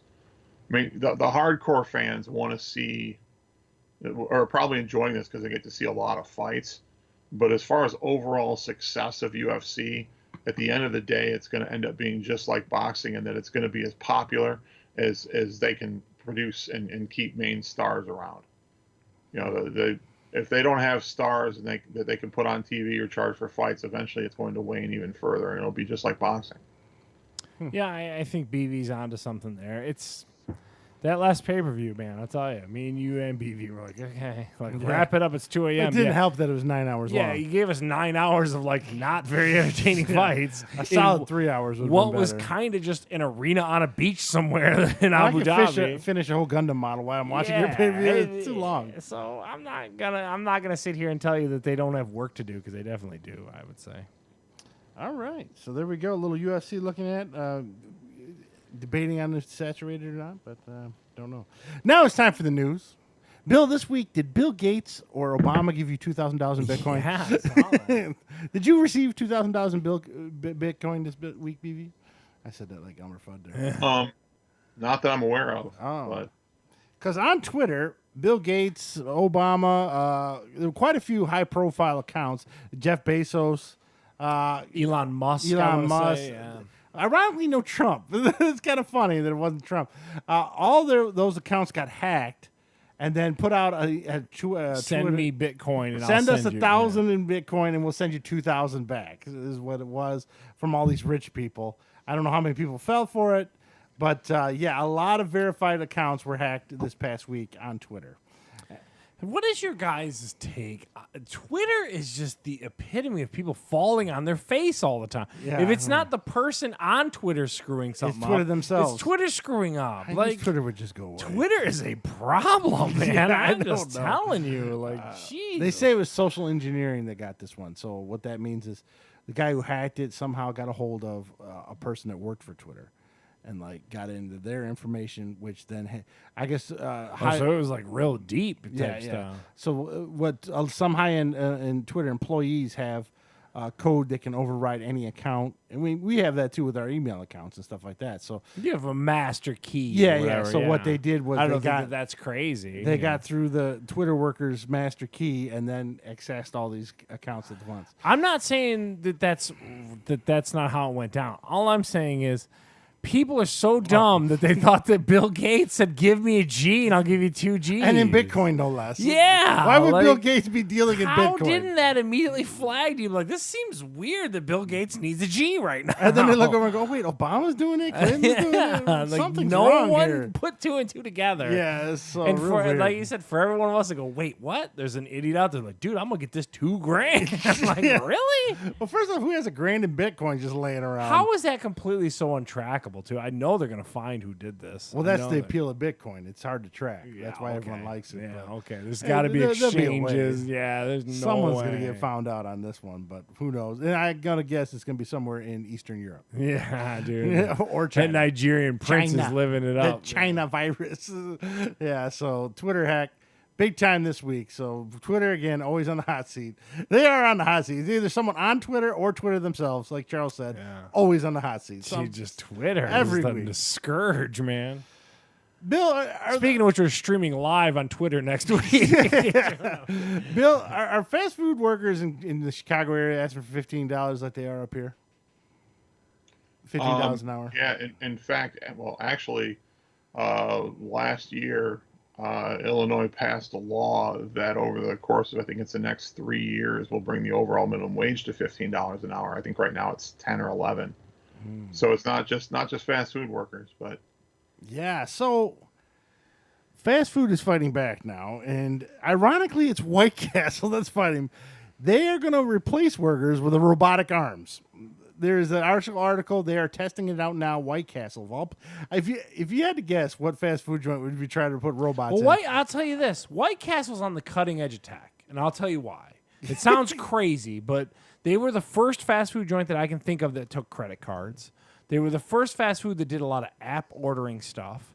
So someone at White Castle is obviously thinking forward and is way very into the into future. tech, yeah. If I'm honest, I'm not that shocked by it.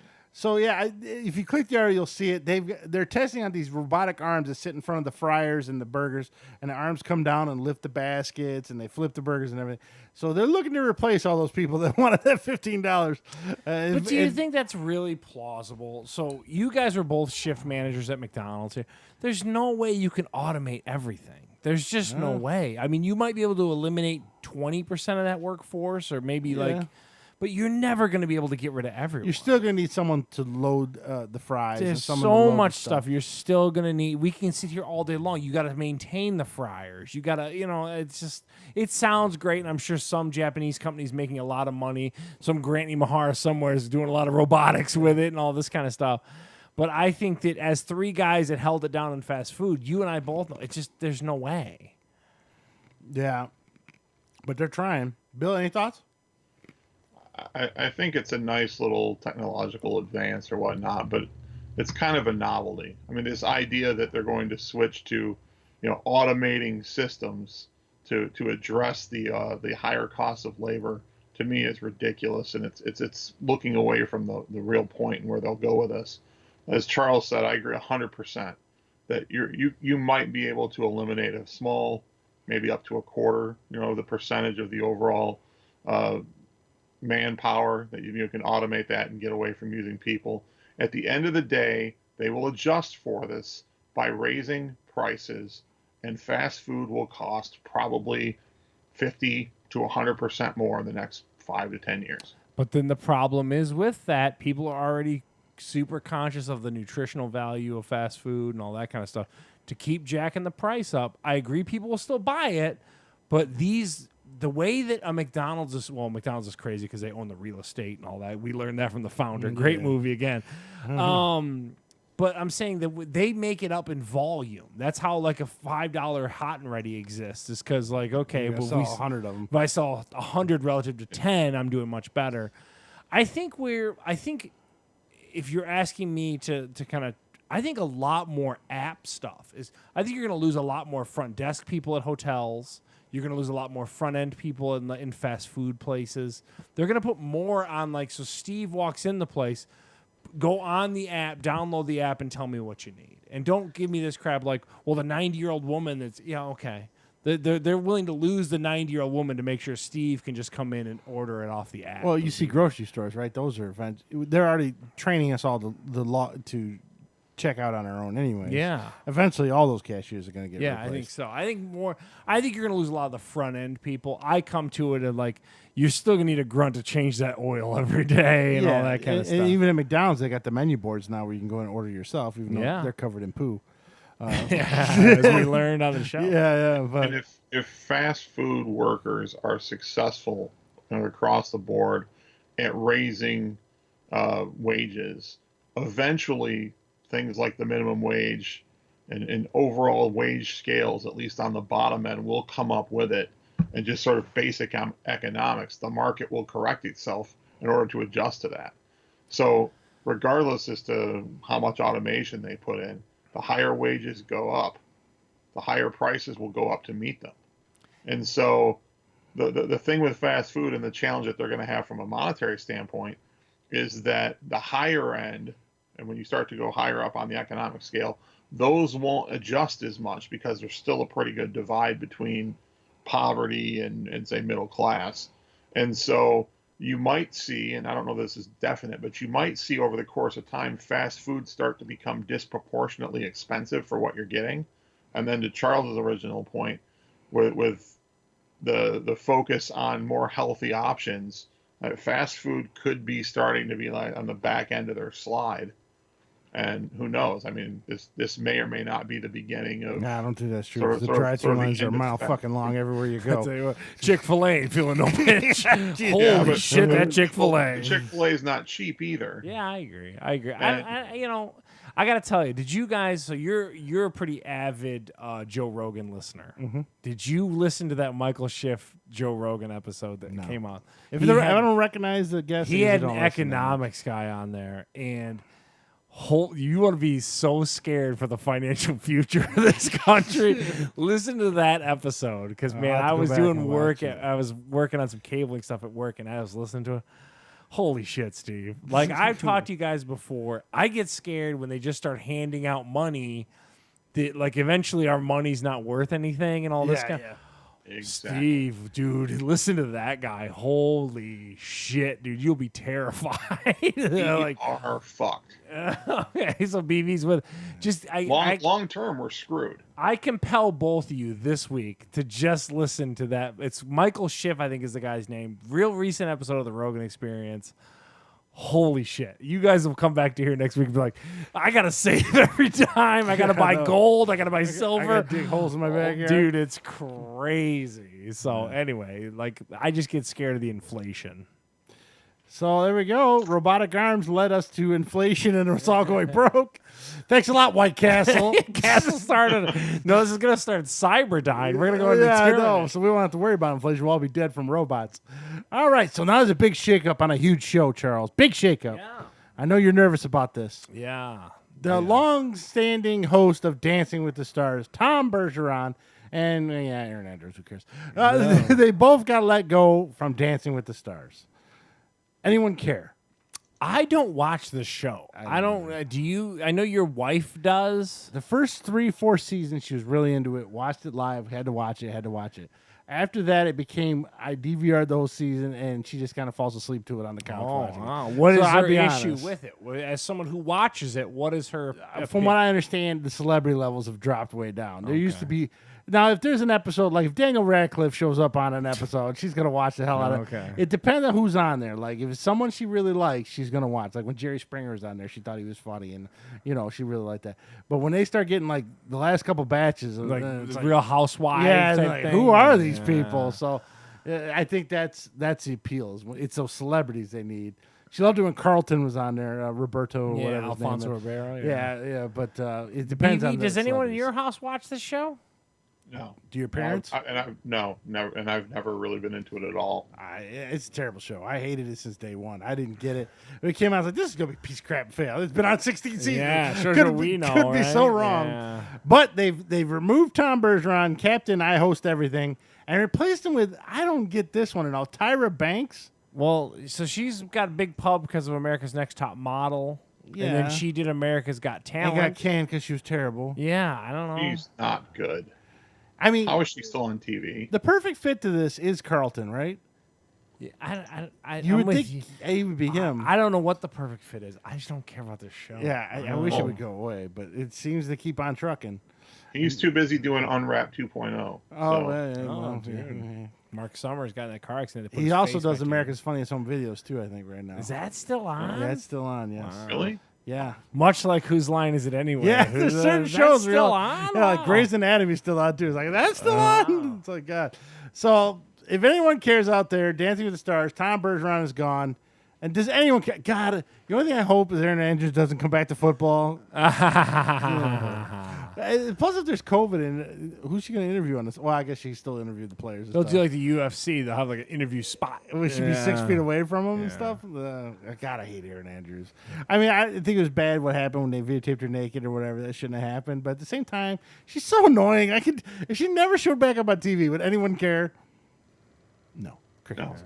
So, anyways, Dancing with the Stars, Tom Bergeron's out. There you go. And Tyra Banks is in. So they didn't take long to replace him. So, I mean, literally, I saw the article where he got fired, and the next day it was Tyra Banks. I was like, wow, that was quick. That was a long interview. You think process. they were checking boxes, a black female and everything? That, and from what I understand, him and her were up for more money, more contract. So they were like, they got Tyra Banks cheaper. I don't know. Probably. I don't know.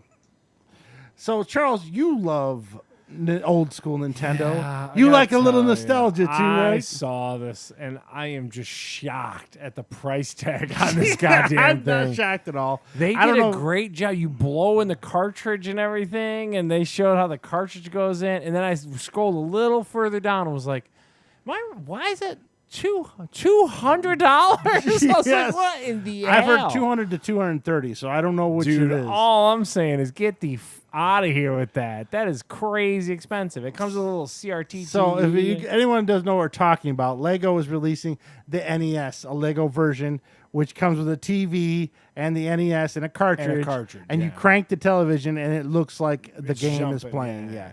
So it's totally tugging on all of our nostalgia nuts. And I would give you $80 for this, or maybe even probably like closer to 60 or something.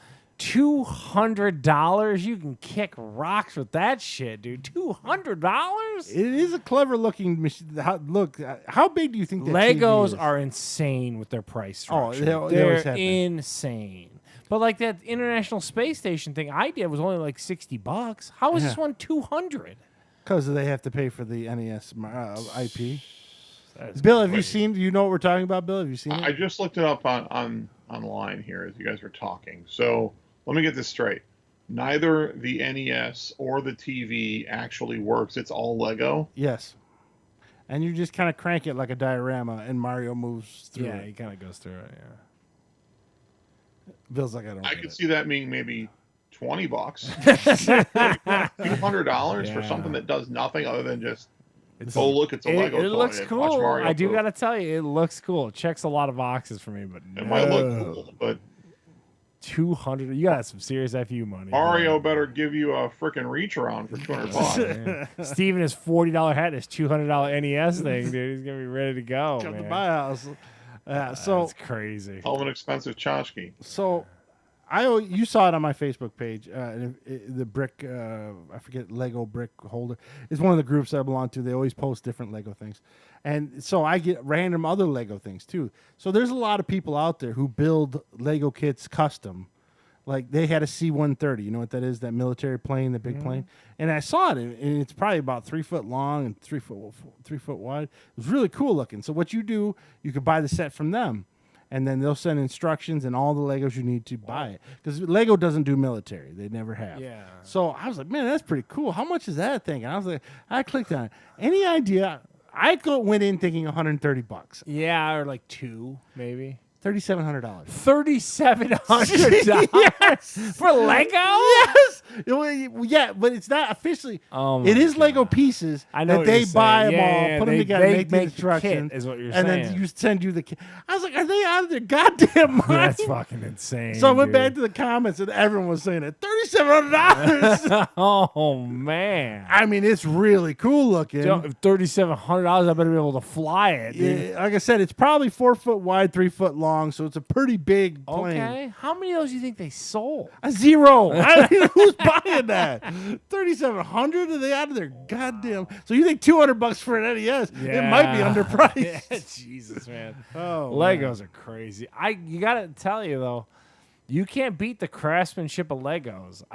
Lorna put together that kit with the crazy friends kit we got her, and Yeah. they do some cool things, and everyone's like, that's really kind of neat. But man, why is that shit pricey? Yeah, these. But what drives it up is these adult collectors, and then the adult collectors that buy it in bulk and make custom things. They don't care how much they pay for it. It's like out of their minds. Yeah. So, all right. So this week we also had a big announcement from Ford, and it didn't help the stock. Just so everyone knows. didn't? No. Because this pre-order sold out. Yeah, How didn't it help? The stock is still at like $6.70. I have no idea. Would you buy it at 8 1/4? Or Yes, something? I can't even break even. So, anyways, besides the Ford stock, the Ford Bronco came out this week, and you guys have obviously had time to see it. What are your guys' thoughts? I think it looks fantastic. I gotta tell you, like you talk about something that fits into that niche area. This is one of the few moments where I'm like, yeah, Ford got it right. Like a lot of those like repops, like when they kind of redo an older car, like a Dodge Charger and stuff like that. You're like, I don't know, man, it doesn't look as cool as it could. That Bronco is awesome. Just so you know, I'm a big fan of that one. BV, you got any opinion?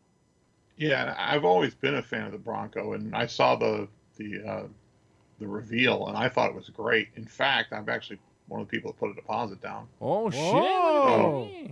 Well, no, it's $100. It's not. It's completely refundable. They're not even. The dealerships aren't even going to be able to start getting your details to try to order it until starting in December. It'll be mid next year before anybody actually gets one minimum, because they're not going to start assembling or until I think it's like spring of next year. So it's going to easily be this time or later next year before anyone gets one. But yeah, my wife also is a big Bronco fan, and I love the old Broncos, and this is a lot like the old school. I don't know that we'll actually end up buying it, but for $100 completely refundable, why not get on the list? Yeah. And then I said the 2-door. You're gonna get the 2-door version, BV? I hope so. The 4-door version's kind of lame. Yeah. Yeah, it was like the third, because there was like 5 or 6 different levels. There's a lot of packages and a lot of prices. Yeah. For That's Yeah, how we cars the one that I put the deposit down for was the Black Diamond. It's like the third one from the. It has the part that's appealing to my wife is this one has the rubber flooring with the drain holes and the everything. drain. But yeah, she's really. That's kind of why she likes Jeeps, and her dad has one of those Honda Elements that you can. Drain hole? Wait. You can literally there's wash out the drain hose interior plug. of it. You can hose it out Yeah. to clean it, Yeah, it's crazy. and then there's a plug that's in the floorboard that'll let it drain out. She gonna off road like that? Like what is going on? No, she's not. No, she's not You going to. just see Abby, though. Yeah, Hitting some wow. sand dunes. BZ and Like I Abby just said, off road in I Chicago. can't even say that we're gonna. Bill loaded maybe up his 50-50 AK, at best jumped in the we Bronco. Yeah, wow. What the fuck? It is cool, Not gonna man. off road. Oh, I kind of man. want to see her. Drive I'm gonna off get a road. GoPro and send it to BB so they can off road. I can see it. I gotta see BB off road in a Bronco. So the rumor is the prices start at 28 grand and go all the way up to 63 grand. Yeah. So you can Yeah. get whatever package you want in there. I'm going to be willing to bet that once they are finally on the lots and everything, every price tag we look at is going to be 40 grand. You want to bet money on that? It's somehow that 28 grand model. Well, you you're said the never Ranger gonna came see. down a little bit, didn't you say that? I said the used ones. Okay. The regular new ones are still the same price. You can get a used one for 27 grand. Oh, okay. The brand new is still 40, over 40. So if you're telling me a Ranger, you can't find a Ranger for under 40 on any lot. I guarantee this Bronco is going to be over 40 on every lot. Well, here's one thing too is that for most of the main Broncos, like not the Sport, which is a completely separate thing, the 2 doors in most of them come in manual transmissions, and I'm sure it's going to be an extra $1,500 to $3,000 for the automatic because it'll be part of some kind of a package. You think they're gonna send it automatic, or they're gonna do a manual on it? Oh yeah. Oh, you can go look at the specs. The majority of them for the 2 doors, the base model for those are manual. Wow, they are going old school with it. Wow. I think automatic is standard more in the 4 doors than they are the 2 doors. I ended up on a forum because I was just researching the Bronco thing and some forum of people who love off-roading and stuff. So far, everybody's positive about it. Everyone loves it. Great. But a majority of them wanted the manual. Yeah, well, that seems to be an off-road Yeah. thing. And something called a Sasquatch package. I don't know what that is. Wow. Yeah, dude. that was a... Everyone's after the Sasquatch package and manual on the Bronco. I've always been after Sasquatch's package, too. It's weird. I think the Sasquatch package is going to be expensive, though. I don't know what the hell the Sasquatch package That's is. cool, Yeah, though, man. Has it got hair around the just thick? Ford stands to make a lot of coin off this. They play it right. Yeah. There's a couple things at Ford. I think this Bronco is a home run, and I think that weird Mustang SUV stands to be a home run for them too. Yeah. The biggest thing they got to get out there is that they need an electric F-150. They got to do it. Well, they said they'd be working on that, but then again, I don't trust Ford Electric, so it doesn't matter. Especially if the battery, if they can get the range on it. performance out of the battery, particularly for that SUV that they've claimed that they're going to be able to do. Did you see the financing they're offering on the used cars right now? 0% in 72 months. On a used car? Yeah.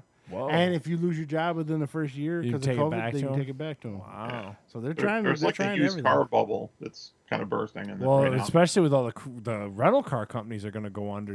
You're going to flood the market, is what I would assume. So, yeah, it's getting crazy out there. But I got to tell you, that Ford Bronco, huge thumbs up from me. I think it's great. It's got Steve, a ton of you positive. love it, yeah. I'm not a huge Jeep fan, but if I was into Jeeps, so I wouldn't probably ever buy one. Looks like a Tonka truck, man. That's cool. I'm not a huge Jeep guy. BB, you're obviously with your pre-order. You're ready to go. Yeah, I was gonna say don't have to ask him.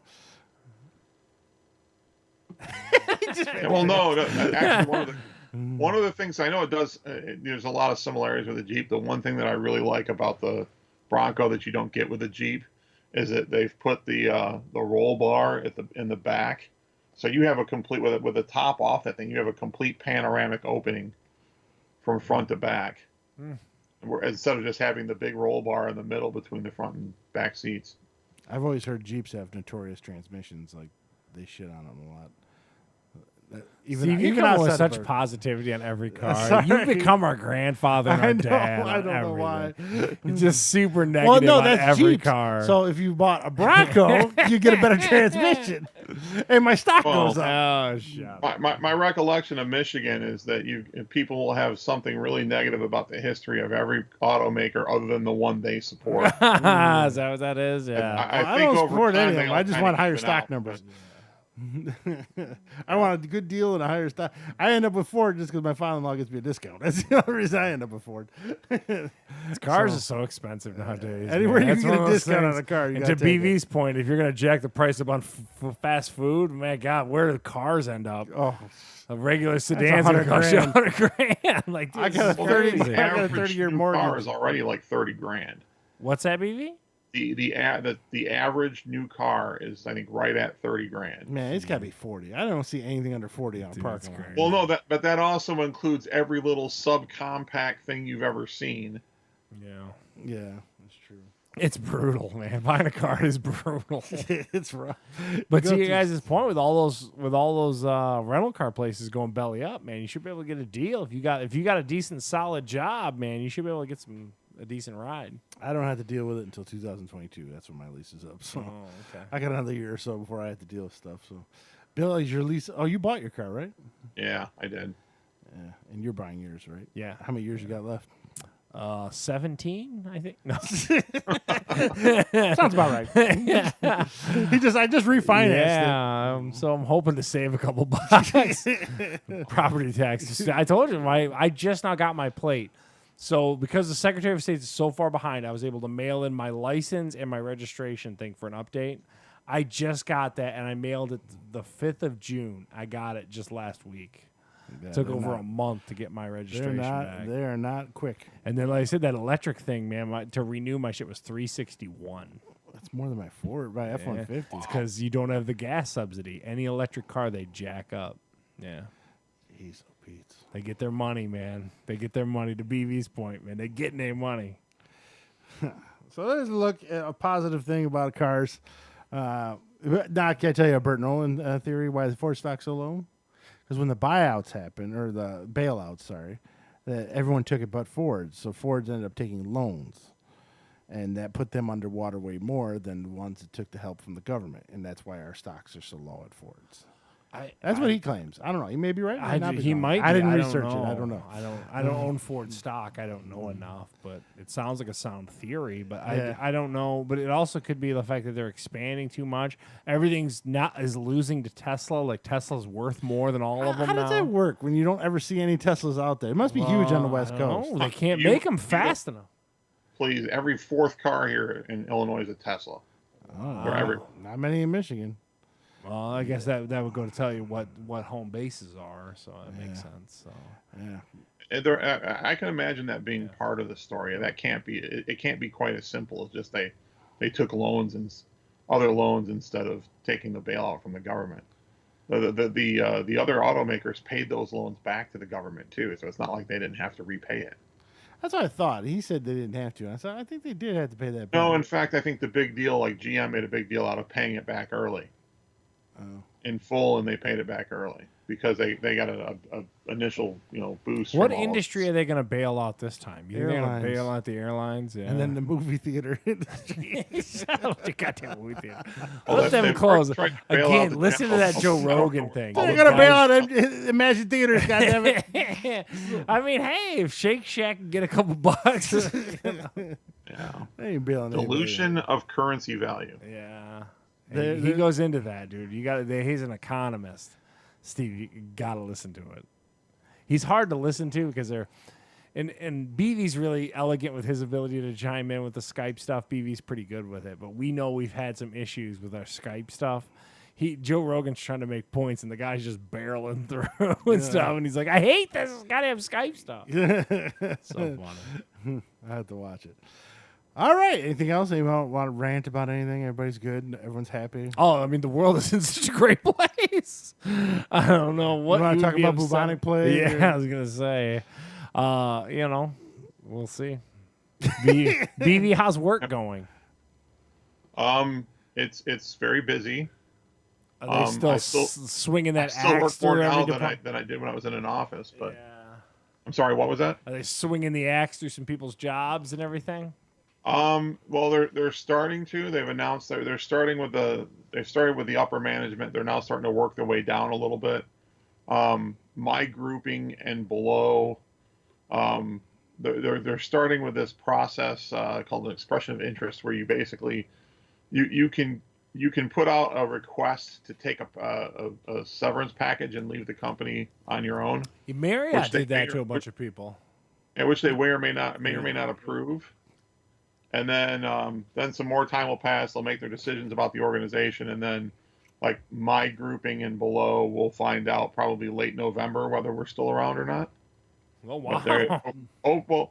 well, because the managers ahead of me are going to find out probably in September.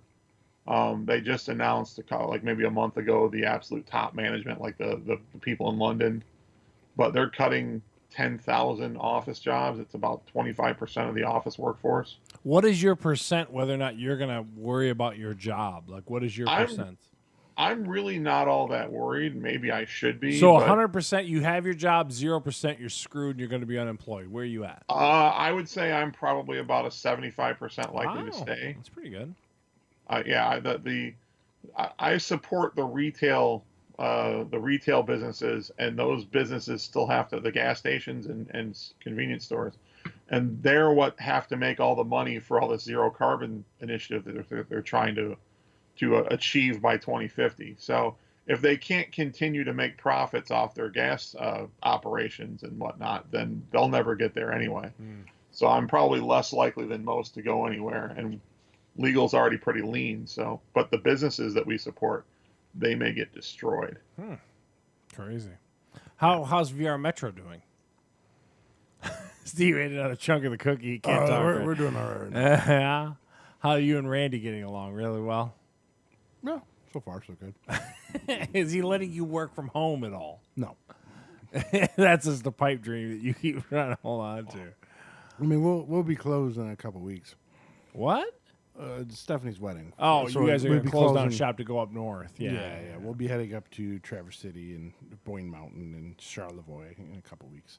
Okay. So I will have some stories probably from up there. Yeah, that's going to be fun. Nah, so that should be it. Scott Bergeron, Mr. Real Estate, Century 21 Bergeron team. Wow, that's a lot. He just went up to Traverse City. Him and his son. Yeah, I was going to say, Heather showed me some Facebook stuff. I think his son's either 17 or 18 years old. Oh, wow. Interesting fact. Uh-oh. If your son lives in New York and your child support is filed there, you have to pay for your son's child support till he's 21. I wonder how Steve knows that interesting fact. Random. Don't know why I know that. Holy crap, dude. State of Michigan's dabbles in the law a 18. little bit New himself. York is 21. Wow. So he's got 3 more years on the hook. Yes, he does. He's got to be stoked about that. So What were you saying, BB? I said, Steve also dabbles a little bit in the law. Yeah. Wow. I read some blogs and learn some things. we also probably say graduation to Tegan Nolan. She has a little brother now. From Bert or from someone else? From her mom. Her mom is married now and had a boy. Oh, okay. So she is a big sister now. Wow. So I don't know when assume this that happened. It might have happened a couple months ago. I could be a little off, but what? Shall we assume that this was conceived of well, normal- yes, with her husband. Or miracle. of typical natural methods? No immaculate, part 2. Yeah, but I have a couple of those stories off the air. Oh, jeez. So- All right. Hey, now. All right, hey now. So now. that's gonna do us for this week. Of course, you can catch us on Google Play, Apple iTunes, Spotify, Pandora, you name it, Stitcher. I don't know what We're Stitcher also is. streaming to any And service we except are for cur- Twitter. We're on Twitch, YouTube, and Facebook. We will not be on the Riff because they're kind of expensive. But until next week, this is Steve and Charles. and BB. catch you next.